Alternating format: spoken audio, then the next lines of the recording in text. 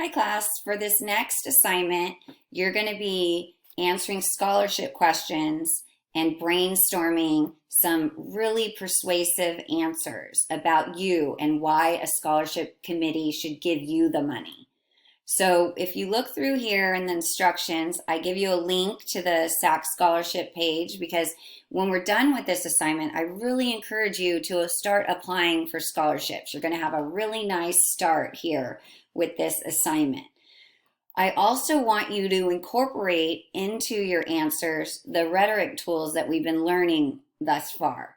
So I give you some examples here to use, and then there's 7 questions and you get to choose 4 of them to answer. So what I recommend is picking which 4, typing them up in Word, doing spell check, and then cutting and pasting them into the survey. So you can just, when you're ready, take the survey and input your 4 answers to 4 questions. And each question needs to be a minimum of 5 sentences. So you're brainstorming, you're thinking, what is it about me that makes me different, me special? What have I overcome in my life? How have I helped my community? Why do I need this money?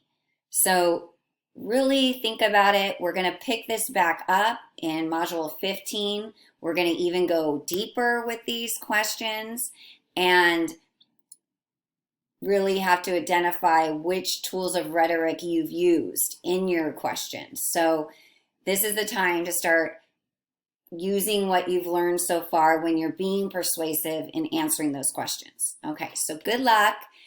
As always, email me through Canvas if you have any questions, and I will make another video explaining what to do with the next step in Module 15. Okay, take care. Bye.